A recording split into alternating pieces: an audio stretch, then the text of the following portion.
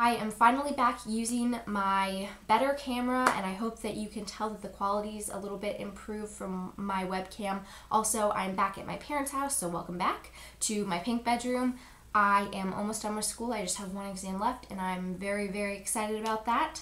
So I decided to celebrate and do the curling my hair tutorial that was requested. I got some comments saying that people either really liked my hair or that they wanted me to do a tutorial about how I curl my hair, and some messages. I really wanted to do it, but I wanted to wait until my camera quality was a little bit better, so here I am doing it today. This technique that I'm going to show is nothing new.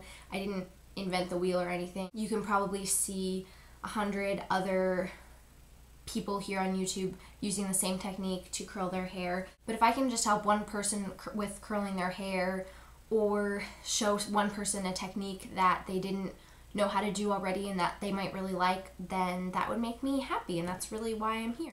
Oh, and also I did film myself doing my makeup before this video, so if you're interested in knowing how I did this makeup look, I'll probably be uploading that shortly. Starting off with clean blow-dried hair. I don't do anything special when I blow dry my hair. I honestly just take the blow dryer and sometimes a brush if I'm feeling really fancy. I blow dry it upside down, I blow dry it every which way. Basically, I'm just trying to get it dry as fast as possible. I don't waste a lot of time, you know, doing fancy stuff. I'm just going to spray my hair down with this Got2b Guardian Angel thermal protection spray. It's just the heat protectant that I've been using. It's not anything special.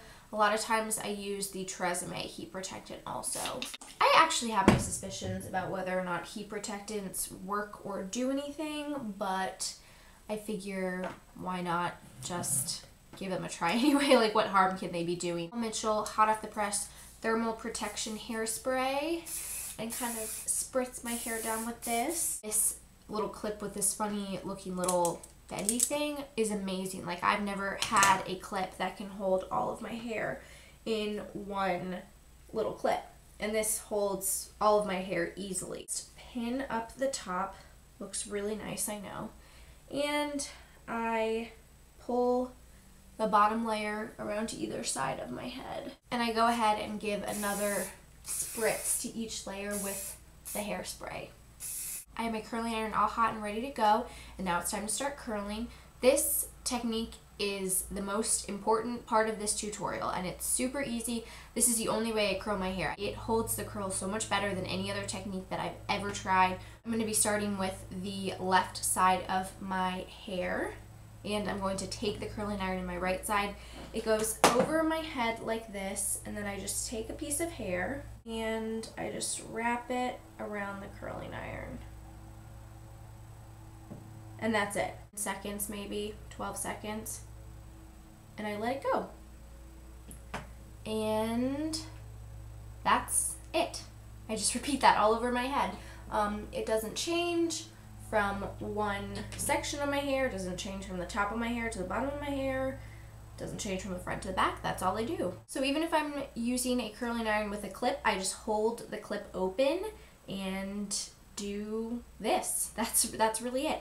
I don't know if that has to do with it, the fact that I'm just holding the clip open, but even if I try and just do it like this, with the curling iron, you know, upwards, it just doesn't seem to work as well. You do have to be careful with your fingers when you're doing this because you're holding it there, and so I've burnt my fingers many, many times. It's a little scary at first, it just takes practice. What I do when I finish a section is just spray it with a little more hairspray. Sometimes I'll brush it out right after I've sprayed it, like I'll comb my fingers through it when it's still hot. That just depends if I want a looser curl or a tighter curl. I think I'm gonna leave it to cool this time. And this tutorial is about to get really boring right here because this is what I do for my entire head. At the end, when your hair is all done, if there's a piece that's not curled, it's pretty easy to see that, and you can just go back in and touch that up and curl that piece. So I don't really worry too much about like getting a perfect section and missing a hair or two. Now that both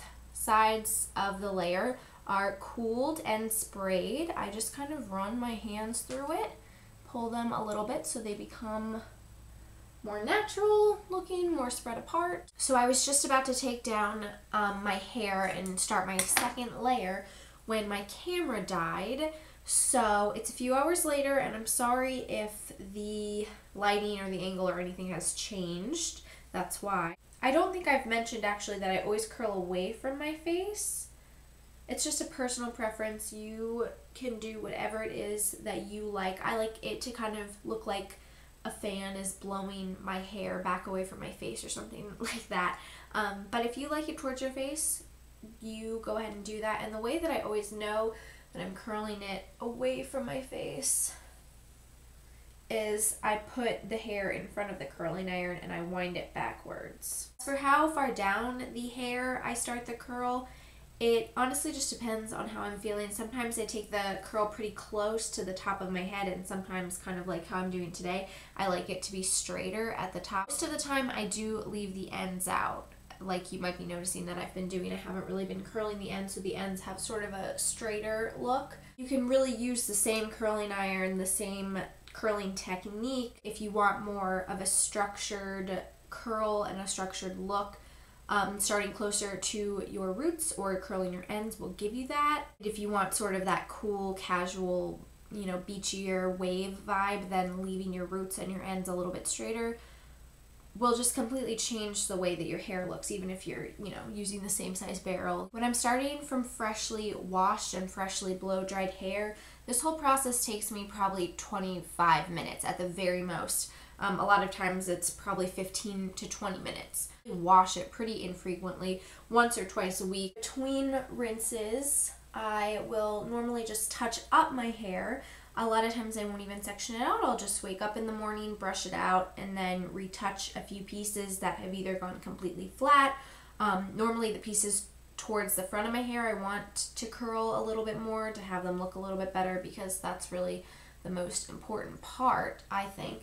And yeah, any pieces that just have any weird kinks or got bent while I was sleeping, or after I put my hair up or something like that, and then I go. So that probably takes 5 to 10 minutes when I'm just retouching it. My top layer I normally do a little bit higher up, just because I like it to have a lot of volume and to be really full. Now that every piece is basically curled, I will just sort of play with it.